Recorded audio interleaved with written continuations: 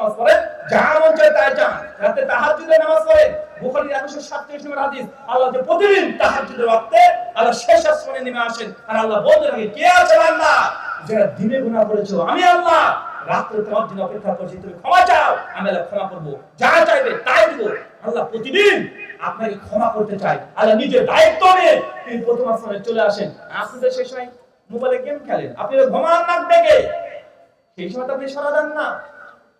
কিন্তু নামাজের পরে মুনাজাত না হলে মাথায় কাজ করে না। অনেক বেনামাজি আছে, শুকর মুন্সি, ও জুমার দিনে যায় শুক্রবারে, ও ভাবে যে সে 100 বছরের গুনাহ করলাম, পাপ করলাম, আজকে রাতে মনে বসবো, আর আপনি মনে 7 দিনকে সব গুনাহ করলাম মাটি সঙ্গে মিশে দেবে।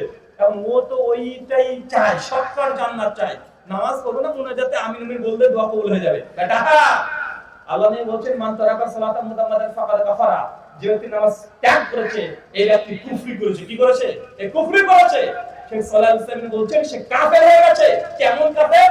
তাবরানী মুজিবুল কাবিরের হাদিস নে বলছেন, যে নামাজ পড়ে না তার হাসর হবে নবীর সঙ্গে নয়, কাশে উঠবে ফেরাউনের বাচ্চা ফেরাউনের সঙ্গে।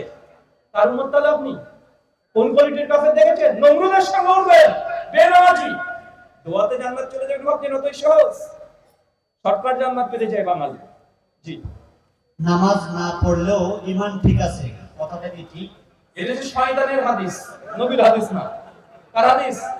এটা শয়তান কানে এসে আপনার হিসু করে দিয়েছে। এই বর্তমান শয়তান আছে না, ইবলিস আছে না, ও জাল হাদিস তৈরি করে। বেটা নামাজ না পড়লে ঈমান ঠিক আছে? নবী বলছেন যার নামাজ নাই তার দিন নাই। আর তোর ঈমান আছে মানে এতে বেনামাজি মুসল্লি। কি নামাজি? এ বেনামাজি মুসল্লি। ও যদি মোদি বলে তাও মানবেন নাকি? মোদিও বলতে পারে, আর আমি নামাজ না পড়লে কি হবে? ঈমান ঠিক আছে, মেনে নেবেন নাকি? আচ্ছা, যার নামাজ নাই তার ঈমান আছে? আল্লাহ যে মান তারাকা সালাতা মুতাম্মাদান ফাকাদ গাফারা, যে ব্যক্তি ইচ্ছাকৃত নামাজ ত্যাগ করেছে এই ব্যক্তি কুফরি করেছে। ওই যে হাদিস বললাম না, সূরা নাসের 466 নম্বর হাদিস দেখবেন, কিয়ামতের মাঠে বান্দার প্রথম হিসাব হবে as-সালাত, নামাজে।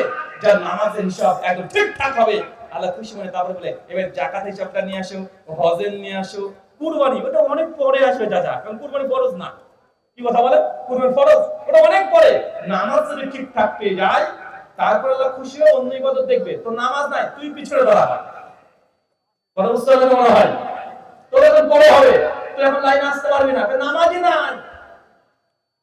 জি, আমরা কি কোন আলেমের দল করব নাকি নিজের মতো করে ইসলাম মানব? আমরা কি কোনো আলেমের দল করব না নিজের মতো ইসলাম মানবো? আপনাকে আলেমের দল করতে পারে, নিজের মতো ইসলাম মানার সুযোগও নাই। সুযোগ আছে নাকি নিজের মতো? শরীয়তে নিজের মতো করে কিছু নেই, আপনি গোলাম। আল্লাহ বলছে, ওমা খালাকতু জিন্না ওয়া ইনসা ইল্লা লিআবুদুন, অবশ্যই মানুষের জিনকে সৃষ্টি করেছে আমি ইবাদতের জন্য। ইবাদত এসেছে আরবি শব্দ আব্দুন থেকে। আব্দুন মানে গোলাম, নিজের ইচ্ছে চলে না। গোলাম মানে কি? আপনার নিজের ইচ্ছে চলবে না। আপনি যদি পাটা ফেলতে চান তবুও নিজের ইচ্ছে মতো পায়ে ধাপ ফেলতে পারবেন না। কোন ধাপ ফেলবেন কোরআন হাদিসে আছে। মসজিদে ঢুকবেন কোন পাকে ঢুকবে চাচা? বের হবে কোন পা? আবার বাথরুম ঘরে যখন ঢুকবেন কোন পাকে ঢুকবে? আপনি নিজের ইচ্ছে মতো করতে পারবেন? নিজের ইচ্ছে মতো করতে পারবেন না। কোরআন হাদিসে যা আছে খোঁজার চেষ্টা করেন, মানার চেষ্টা করেন। নিজের ইচ্ছে বলে কিছু নেই। আল্লাহ বলছে, তাসিমু বিহাবলিল্লাহি জামিআও ওয়া লা তাফাররাকু, তোমরা আল্লাহর রজ্জুকে আঁকড়ে ধরো। আল্লাহর রজ্জু কি? কোরআন আর সুন্নাহ, আঁকড়ে ধরো, নিজেদের মধ্যে বিচ্ছিন্ন হয় না। সূরা ইমরান আয়াত নম্বর 3। আচ্ছা, আমাদের কাছে কিছু বই আছে স্টেজে বাঁদিকে, যা সংগ্রহ করতে যাচ্ছেন। নামাজ তাকবীর থেকে সালাম পর্যন্ত নামাজ কিভাবে পড়বেন, মেলা মতভেদ ঝামেলা আছে। কোনটা কোরআন সুন্নাতে আছে আমি যতটুকু পেরেছি কোরআন হাদিস ঘেটে ঘেটে বের করে নামাজ শিক্ষার উপরে আহলে হাদিস সালাফি দ্বন্দ্ব নিরসন বইটা রচনা করা হয়েছে।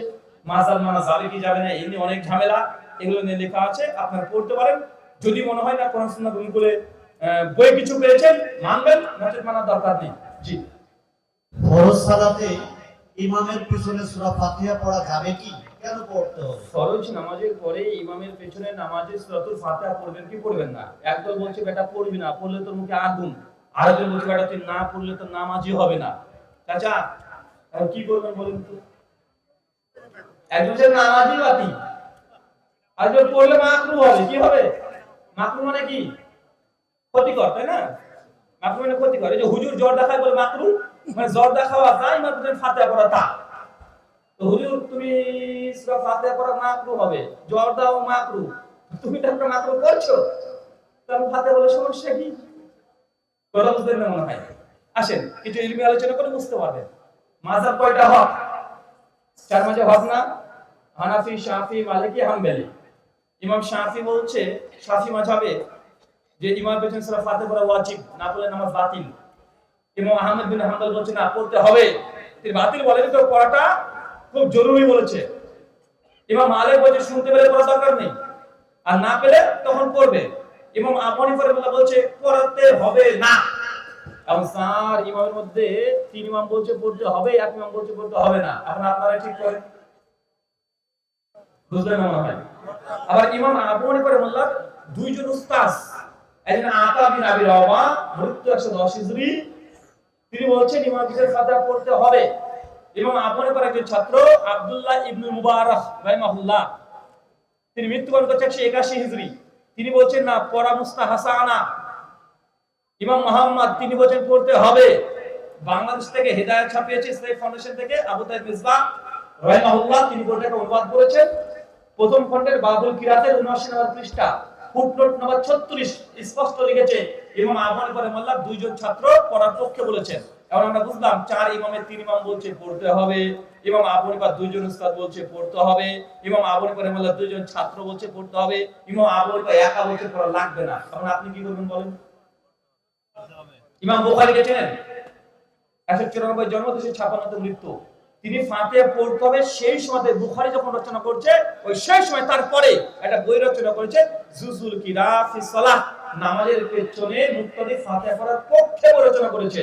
198 জন হাদিস নিয়ে এসেছে। এখন আপনি বলেন ইমাম বাইহাকি কিতাবুল কিরাত রচনা করেছে 458 হিজরিতে। এখন যদি বলতে শুরু করে দিয়ে এইভাবে অনেক লাইন চলে আসবে। এখন প্রশ্ন, রুহুল ভাই দেখেন আমরা তো ইমামের ইক্তেদা করছি, তাই না? তো ইমামকে তো সব দায়িত্ব দিয়ে দিয়েছে, ইমাম করছে, আমার বড় দরকার কি?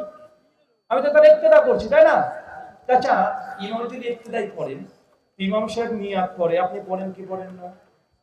ইমাম সাহেব সানা পড়ে, আপনি পড়েন কি পড়েন না?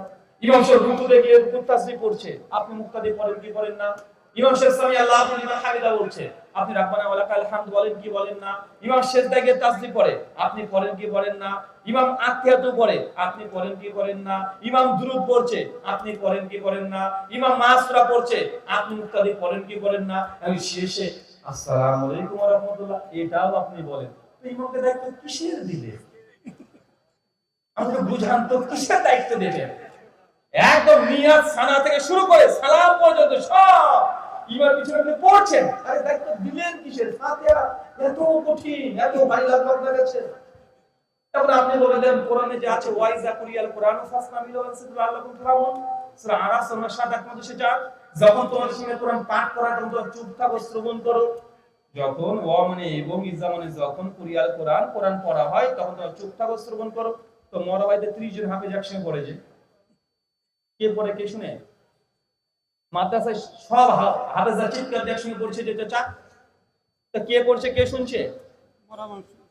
দেখা যায় কি যায় না? কথা বলেন। তখন আপনি এখানে কি ফতোয়া দিবেন? চাচা, এই ওয়াইজা কুরিয়াল কোরআন যারা হাফেজে কোরআন আছেন, সূরা আরাফ এটা মাক্কি সূরা না মাদানী সূরা? কোন সূরা? জি একটা হবে, ভালো করে দেখেন, মাক্কি না মাদানী দেখেন তো ভালো করে, সমাধান আপনারা পেয়ে যাবেন। সূরা আরাফ 7 নম্বর সূরা। কয় নম্বর সূরা বললাম? সূরা আরাফ 7 নম্বর সূরা। মাক্কি না মাদানী? জি, আর এটা মাক্কি সূরা। কোন সূরা? এটা মক্কা, বলেন যে মাক্কি। তো মক্কাতে সূরা আরাফের ওয়াইজা কুরিয়াল কোরআনটা অবতীর্ণ হচ্ছে। এর সূরা ফাতিহা পড়ার নির্দেশ আছে কোথায়? নবী কোথায় বলেছে? মদিনাতে। হাজরত আলী কি আবু হুরায়রা ইসলাম গ্রহণ করছে কোথায়? মদিনায়। কত হিজরি? 7 হিজরি। আবু হুরায়রা প্রশ্ন করছে, সে মুসলিম 768 নম্বর হাদিস, যে আবু হুরায়রা যখন ইমামের পিছনে থাকতে ফাতিহা পড়বো, আবু হুরায়রা বলছে ইকরা বিআফি নাফসিক, সেই সময় তুমি পড়বে তবে আওয়াজ করবে না। পড়ার ধরন হচ্ছে 3 কোয়ালিটির। কেমন? 3 ভাবে পড়া যায়। এক, পড়ে নিয়েছি, মুখে আওয়াজ হয়নি, জিহ্বা নড়েনি। এবার পড়ছি দেখেন, পড়লাম, জিহ্বা নড়েছে, শব্দ হয়নি। এবার পড়ছি, যা আল্লাহ, জিহ্বা নড়েছে, শব্দ হয়েছে। পড়ার কোয়ালিটি কয়টা? 3টা। আবু হুরায়রা বলছে ইকরা বিআফি নাফসিক, সেই সময় তুমি পড়ো, তবে কিভাবে? যে শব্দ না হয় এইভাবে পড়তে হবে। তো ইমামের পেছনে মুক্তাদি ফাতিহা পড়বে তো শব্দ করে নয়। কি করে নয়? কথা বলেন, শব্দ করে নয়। আর ওয়াইজা কুরিয়াল কোরআন, যখন কোরআন পাঠ করা তখন তোমরা চুপ থাকো। এই আয়াতের মধ্যে না নামাজের কথা আছে, না ইমামের কথা আছে, না মুক্তাদির কথা আছে, কিছু নাই। আমরা এটা এমনি লাগিয়ে দিয়ে ছেড়ে দিচ্ছি।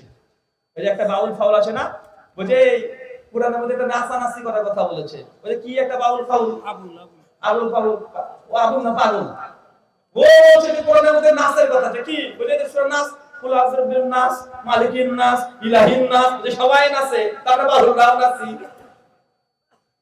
এই অনেকটা দলিল দিচ্ছে না ভাই। শুনেন, সূরা আরাফ এটা মাক্কি সূরা, মক্কা অবতীর্ণ হয়ে গেছে, আর সূরা ফাতিহার নির্দেশ আসছে কোথায়? মদিনাতে পরে এসেছে। তাই নবী যেটা বললেন, নবীকে কোন রাতে জানতেন না? তিনি জানতেন, তো তারপর তিনি কেন পড়তে বলছেন? তার মানে এই আয়াতটা নামাজ প্রাসঙ্গিক না। অন্য ক্ষেত্রে যখন কেউ কোরআন পড়বে, ও শুনবে, যে পড়ছে সেও 10 নাকি, যে শুনবে সেও 10 নাকি, এটা ইবাদত হিসেবে খাস যখন পড়বে, নামাজের জন্য ওটা না। আর যদি বলেন যে না না না, ইমামকে দায়িত্ব দিয়েই দিয়েছি, তো দেখেন কিসের দায়িত্ব দিয়েছেন, আমি তো খুঁজে পাই না, সব আপনি করেন। জি, কৃষ্ণের নাকি 1400 স্ত্রী ছিল, সেটি মানুষ ছিল নাকি এটা মিথ্যা কথা? শ্রীকৃষ্ণের নাকি 1400 স্ত্রী ছিল? না, 1400 না তো, 16108টা। আপনি কম বলছেন তো।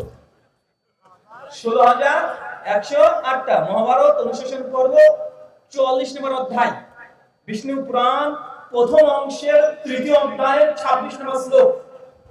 তার মধ্যে রুক্মিণী তার একজন স্ত্রী, ভদ্রা একজন স্ত্রী, এই যে শ্রীকৃষ্ণের এতগুলো স্ত্রী ছিল।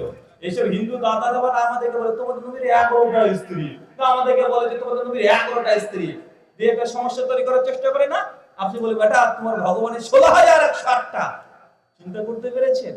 আবার ভাগবত পুরাণের 12 স্কন্ধের 58 নম্বর অধ্যায়ের 48 এবং 50 নম্বর শ্লোকে বলছে যে শ্রীকৃষ্ণ যতজনকে বিয়ে করেছিলেন প্রত্যেকের গর্ভে থেকে 10টা করে সন্তান এসেছে। কয়টা করে? কয়টা করে? যা, ভালো লাগছে না, দেখাই। নাহলে তখন বলবে যে আমি হিন্দু ধর্মের সমালোচনা করছি, তখন আমাকে জেলে পড়ে দিবে। কিন্তু আমি যদি রেফারেন্স দিয়ে দেখিয়ে দিই তাহলে সমস্যা হবে না। আচ্ছা বের করি একটু, এক সেকেন্ড। সনাতন ধর্ম চলে এসছে। এখন যুগ হচ্ছে কম্পিউটার যুগ, তাৎক্ষণিক রেফারেন্স দেখানো যায়। আচ্ছা, শ্রীকৃষ্ণের সন্তানের সংখ্যা না, হ্যাঁ পেয়ে গেছে। এটা হচ্ছে শ্রীমদ ভাগবত মহাপুরাণ, দেখতে পাচ্ছেন? অধ্যায় মানে স্কন্ধ 10, অধ্যায় 61, শ্লোক সংখ্যা 1। এর কি বলছে দেখেন, শ্রীকৃষ্ণের 16108 জন পত্নী ছিলেন, পত্নী মানে স্ত্রী। আর তাই সে এই শ্লোকে বলা হয়েছে যে ভগবান শ্রী ভগবানের 1,61,080 জন পুত্র উৎপন্ন করেছিলেন। কথা চাচা, 1,61,080 জন কার সন্তান ছিলেন? ভগবান শ্রীকৃষ্ণের। আমাদের বলে মুসলমানের বেশি সন্তান নাই, তো ভগবান শ্রীকৃষ্ণ একাই তো 1,61,000 ভাই, খাওয়া দাওয়া কিছু করতো না রে ভাই। দাদা দাদি অথবা নানা নানি কি তার নাতি পোতাকে ভাই বোন বলে সম্বোধন করতে পারবে? আপনার নাতি নাতনিকে কি ভাই বলতে পারবেন? চাচা, আমাদের সমাজে একটা নোংরামি আছে, কি জানেন? আপনার মেয়ের মেয়ে হয়েছে, আপনার কি হয়েছে? নাতনি। আপনি কি বলেন? গাল দেবে, বিয়ে করবি, বিয়ে করবি। লজ্জা লাগে না বলতে? আপনার মেয়ের মেয়ে আপনার জন্য হারাম। আপনার মেয়ে যেমন হারাম, আপনার বিয়ে করা, আপনার মেয়ের মেয়েও আপনার জন্য হারাম। কিন্তু সমাজের কথা বলে কি বলে না? কথা বলে। ছেলে মেয়ে যদি হয়, দাদু তো বলে বিয়ে করবি, এই তোর দাদুকে বিয়ে করবি, এরকম বদমাইশি করে, আছে না নাই? আরে হারাম। আপনার মেয়ে যেমন হারাম, মেয়ের মেয়ে তেমন হারাম। আপনার ছেলের মেয়ে যেটা হচ্ছে, আপনার নাতি বা নাতনি যা বলেন, পোতা পুত্নী যা বলেন, এটা আপনার জন্য কি হারাম। এই ভাই সম্বোধন এটা ইসলামী সম্বোধন না। আপনার ছেলের ছেলে আপনি ছেলে বলে ডাকতে পারবেন। যেমন আব্দুল মুত্তালিব নবীকে কি বলতেন? নবীকে যখন জিজ্ঞেস করে তোমার পিতার নাম কি, তখন তিনি নাম ধরে বলতেন আব্দুল্লাহ বিন আব্দুল মুত্তালিব। আরবদের মধ্যে এখন আছে দেখবেন, নামের শেষে বাপের নাম দাদুর নাম যুক্ত করে দেয়, এটা তাদের ট্র্যাডিশন। তো এই সিলসিলা যেগুলো আছে, আপনি উসুলগতভাবে নিজের সন্তান বলতে পারবেন, ছেলের সন্তানকেও আপনি বেটা বলে ডাকতে পারবেন, কিন্তু ভাই বলে নয়। এটা আমাদের হিন্দুদের কাছ থেকে এসেছে। কোথা থেকে এসেছে? যেটা ভারত বাংলাদেশ পাকিস্তান একসঙ্গে ছিল, হিন্দুরা মেজরিটি পার্সেন্ট ছিল, তাদের অনেক আকীদা বিশ্বাস ছিল যে আমাদের মধ্যে ঢুকে গেছে, কবে কবে আমরা জানি না। এই জন্য দেখুন মুসলমানের বাড়িতে এখনো ধূপকাঠি জ্বালায়, আছে না নাই? এখনো চলছে নাকি? দোকানে দেখুন ধূপকাঠি সকালবেলা দিচ্ছে, তিন কেন ধূপকাঠি নিয়ে দোকানে এই মাথায় একবার যায়, ওই মাথায় যায়, ক্যাশ বাক্সে একবার ঢুকায়, মানে লুঙ্গির তলে একবার ঢোকায়, আর মনে মনে ভাবে আজকে মানে এত ধূপকাঠি জ্বালিয়েছি, বেচা এখন অনেক হবে, মনে করে কি করে না? আর এটা হচ্ছে হিন্দু দাদাদের কাছ থেকে। হিন্দুরা মনে করে এই যে ধূপকাঠি তৈরি হচ্ছে না কি থেকে? গোবর থেকে। এখন এই গোবরকে মনে করে গো হচ্ছে মাতা, আর মায়ের এই গোবর, এই গু হচ্ছে পবিত্র জিনিস। এর জন্য মা দিয়ে একটু ধূপকাঠি দিয়ে ধোঁয়া তুলে এটা বরকত হাসিল করছে। তো মুসলমান তোর মা যদি আপনার সুগন্ধির জন্য ধূপকাঠি জ্বালান, ঠিক আছে, সমস্যা নেই, কিন্তু আপনার মধ্যে তো ওটা নাই। আপনার মধ্যে আছে ধূপকাঠি জ্বালিয়েছি, কাস্টমার বেশি আসবে। বেটা তুমি শিরক করেছো কেন? রিজিকের মালিক কে? তো তুমি যে যে মনে করছো না ধূপকাঠি দুই একটা রিজিক দিতে পারে, ধূপকাঠি সে শিরক করেছেন আপনি। আল্লাহ রাজ্জাক এই গুণের সঙ্গে আপনি শিরক করেছেন। জানাজার সালাতে সূরা ফাতিহা পড়তে হবে নাকি সানা পড়তে হবে? শুনেন, হানাফি মাসলাক অনুযায়ী সূরা ফাতিহা পড়া মুস্তাহাব। কেউ যদি সানা পড়ে কমপ্লিট হয়ে যাবে। আহলে হাদিস, সালাফি, শাফি, হাম্বলি, মালিকি তিন মাযহাবের চার মাযহাবের মতে না, সূরা ফাতিহা পড়বে, সানাও পড়বে, দুটোকে পড়া তার জরুরি বলেছে। হানাফি মাযহাবের ফতোয়া না, সানা পড়লে হয়ে যাবে, তবে ফাতিহা পড়া যাবে না। হানাফির মাযহাবের কোনো ফতোয়াই নাই, কোনো ফতোয়া নাই যে যাবে না, বরং তারা বলে না সানা যথেষ্ট হয়ে যায়। কেউ যদি পড়তে চায় এটা মুস্তাহাব। মাওলানা আব্দুল মতিন সাহেব, আব্দুল মালিক সাহেব, বাংলাদেশের বাইতুল মুকাররমের এখন খতিব না, আব্দুল মতিন সাহেব, আব্দুল মালিক সাহেব, আবু রাইহান সাহেব আর তাহিদুল মাওলা, এই পাঁচজন মিলে একটা বই লিখেছে। বইটার নাম দলিল সহ নামাজের মাসাইল। এই বইয়ের মধ্যে জানাজা অধ্যায়ে দলিল দিয়ে আলোচনা করতে তারাই ফতোয়া দিয়েছে যে হানাফি মাযহাব অনুযায়ী জানাজাতে ফাতিহা পড়া জায়েজ, তবে সানা পড়লে নামাজ হয়ে যাবে। তবে আল্লাহ নবী তিনি জানাজার ফাতিহাও পড়েছেন, সানাও পড়েছেন, তাই দুটোই পড়বেন। শুকরান। জুমার খুতবা শুরু হওয়ার 10 মিনিট পরে যারা মসজিদে আসে তাদের সালাত সম্পর্কে বলবেন। খুতবা শুরু হয়ে গেছে, 10 মিনিট পর আপনি মসজিদে উপস্থিত হচ্ছেন, এতে খুতবার যে বরকত, যে ফজিলত, এটা থেকে মাহরুম হয়েছে। কিছুটা আপনাকে নেকি পাবেন ইনশাআল্লাহ। কিন্তু গাফিলতের কারণে যদি হন যাচ্ছে হুজুর করে শুরু করে বকবক করে বকবে, কি এত শুনবে রে বাবা, যাই আস্তে আস্তে গল্প করতে করতে বিড়ি টানতে টানতে আসছে, তাহলে তো আপনার খবর আছে। কিন্তু আপনি চেষ্টা করেছিলেন, পাননি, তাহলে তো ভিন্ন বিষয়। বুখারী 931 নম্বর হাদিস, আল্লাহ নবী বলছেন কেউ যদি মানে জুমার দিন সুন্দর করে গোসল করে, ওযু করেছে, তারপরে সুগন্ধি মেখেছে, পোশাক পরেছে সুন্দর, তার মসজিদে যদি ধাপে ধাপে ধাপে ধাপে আসে, যে মসজিদে এসে প্রথমে এসে মসজিদে সালাত আদায় করেছে, অনার্থক কোনো কথাবার্তা বলেনি, ইমাম সাহেব খুতবা দিয়েছে, মনোযোগ দিয়ে খুতবা শুনেছে, আল্লাহ নবী বলছেন এই ব্যক্তি যে এমন আমল করলো আজকে, এর আজ থেকে আগামী জুম্মা এই 8 দিন যত গুনাহ সগীরা করেছে সব গুনাহ আল্লাহ ক্ষমা করে দিবেন। বুখারী 932 নম্বর হাদিস, আল্লাহ নবী বলছেন প্রত্যেক জুমার দিন আসমান থেকে স্পেশাল যে ফেরেশতা আসে, তাহলে খাতা কলম নিয়ে বগলে করে নিয়ে চলে আসবে, যে দুনিয়াতে যত জুমা মসজিদ আছে সব মসজিদের দরজাকে দাঁড়িয়ে থাকবে আর অপেক্ষা করবে কে সেই ব্যক্তি আসবে আজকে প্রথম। কারণ আল্লাহ বলে দিয়েছে যে ব্যক্তি আজকে জুমাতে প্রথম আসে নামাজ পড়তে, ইখলাস নিয়াত যদি খাস নামাজের জন্য হয়, ফেরেশতা ওই ব্যক্তির একটা উট কুরবানি করে যত নেকি হয় তার আমলনামায় লিখে দিবে। আচ্ছা কি বলেন তো, যে ব্যক্তি জুমার দিন প্রথম মসজিদে এসে উপস্থিত হবে সে কি পাবে? একটা উট কুরবানির সওয়াব তার আমলনামায় দিয়ে দেওয়া হবে। যেতে দিতে হবে একটা গরু, আপনি আছেন অর্ধেক, আপনি কি ছাগল তো দূরের কথা, গরু তো দূরের কথা, গরু চুলও পাবেন না। পাবেন কথা বলেন? আমরা আমরা এই কুরবানি নিয়ে ঝামেলা করি, কুরবানি ভাগা যাবে কি যাবে না, 2 ভাগ দেবো না 7 ভাগ দেবো। আরে বেটা, প্রত্যেক জুমাতে আপনি যদি চান তাহলে একটা কুরবানি নেকি অর্জন করতে পারেন। একটা লাল উটের দাম কত? কত দাম? একটা গরুর দাম কত? বাংলাদেশে কয়েক লাখ টাকা একটা গরুর দাম। আপনি এক সপ্তাহে 1 লাখ টাকা ইনকাম করার যোগ্যতা আপনার নাই, কিন্তু আল্লাহ চাচ্ছেন যে বান্দা তুই জুমাতে প্রথমবার একটা কমপক্ষে গরু নিয়ে যা, এই আমলটা করে 1 লাখ টাকা ইনকাম করা, দান করার যা নেকি সেটা পেয়ে গেলেন। এর চেয়ে সহজ আর কি দেবে চাচা আপনাকে বলেন তো? আমরা শুধু ঝামেলা করি নুনের প্লেটে মাটির তৈরি নিয়ে, পীরের পাশে দেওয়া যাবে কি যাবে না? আর ভাই যেটা সহি হাদিস এগুলো আমল করে তুমি ফুরাতে পারো না, আর তুমি ওই হুজুরদের ঝামেলার মধ্যে ঢুকেছো নাকি? সহি হাদিস করে আমল করো, দুনিয়ার কোন আলেম এগুলোকে ভুল বলে না, বলে নাকি? জি। দিন কায়েমের সঠিক আকীদা কি? গণতন্ত্র, সমাজ সংস্কার, সমাজ বিপ্লব, গণ অভ্যুত্থান নাকি কি তাই? বাবা, আরো কিছু বলে দিবে? লিবারিজম, ফ্যামিনিজম, কমিউনিজম আছে না? নাই আছে না? আর অনেক ইসলাম আছে, অনেক তন্ত্র মন্ত্র সব আছে। শুনেন, ইসলাম কমপ্লিট। ইসলাম পুরো তন্ত্র মন্ত্র ধারে না। আল্লাহ সুবহানাহু ওয়া তাআলা মাইদা 3 নম্বর আয়াতের মিডলে বলছে আল ইয়াউমা আকমালতু লাকুম দীনাকুম, আমি দিন ইসলামকে সম্পূর্ণ করে দিয়েছি। ওয়া আতমামতু আলাইকুম নিয়ামতি, এবং এই ইসলামকে আমি সম্পূর্ণ শুধু যেমন তেমন ভাবে করিনি, যত নিয়ামত ছিল সব নিয়ামত ইসলামকে দিয়ে দিয়েছি। এখন বলেন, এই সমাজতন্ত্র বলেন, আর ফ্যামিলিজম বলেন, লিবারিজম বলেন, সেকুলারিজম বলেন, যা বলেন, ইসলামের আগে এসেছে না পরে এসেছে? এগুলো এটা কিছুদিন আগে তৈরি হয়েছে সব। কালমার্কস, লেনিন, স্ট্যালিন এরা তৈরি করেছে। কারা তৈরি করেছে? পশ্চিমা বিশ্ব। হ্যাঁ, কিছু কিছু অংশ ইসলামের সঙ্গে সংগতিপূর্ণ, কিছু অংশ সংগতিপূর্ণ না। যতটুকু সংগতিপূর্ণ ততটুকু মানা যাবে, যতটুকু সংগতিপূর্ণ না ততটুকু মানা যাবে না। কথা বুঝতে পারেন চাচা?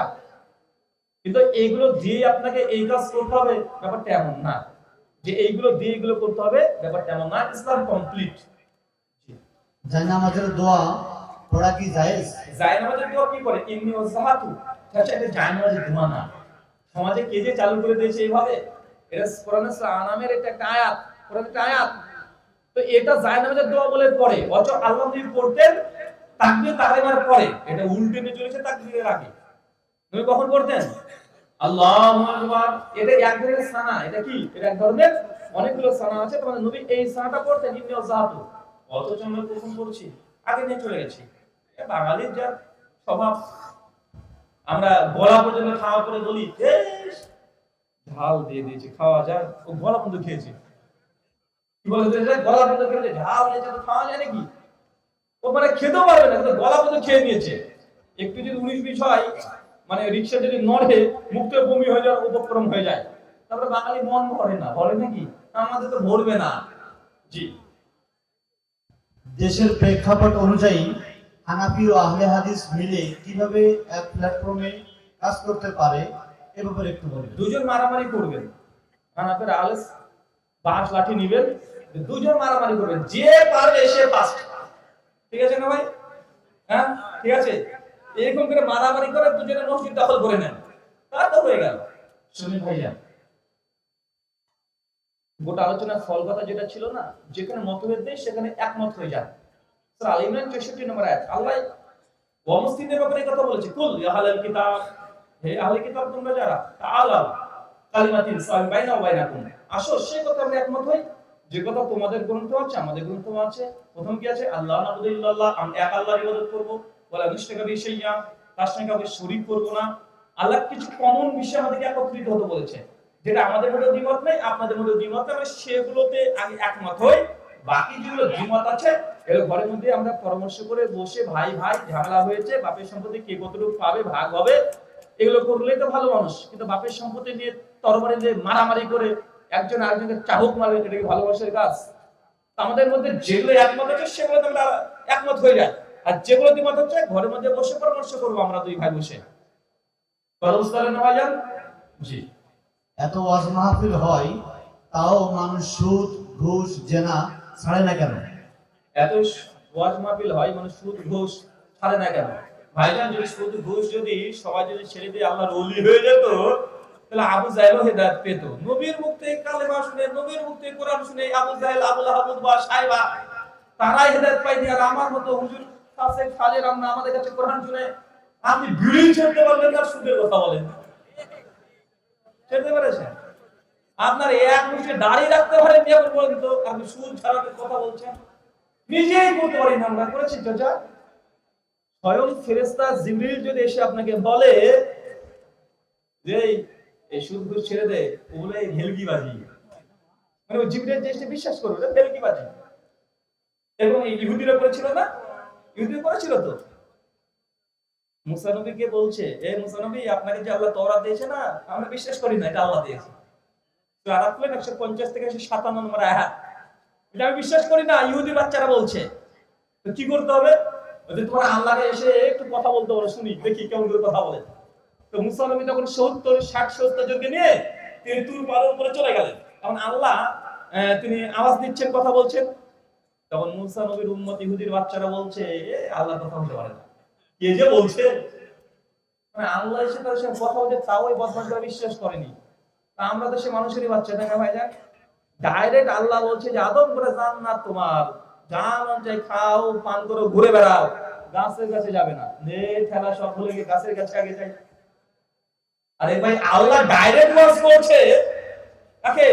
আদমকে আর হাওয়াকে, খবরদার জান্নাত যা আছে খাও, পান করো, এনজয় করো, কোনো জান্নাত তোমার, কোনো কোথায় যাবে না, কাছে কাছে যাবে না।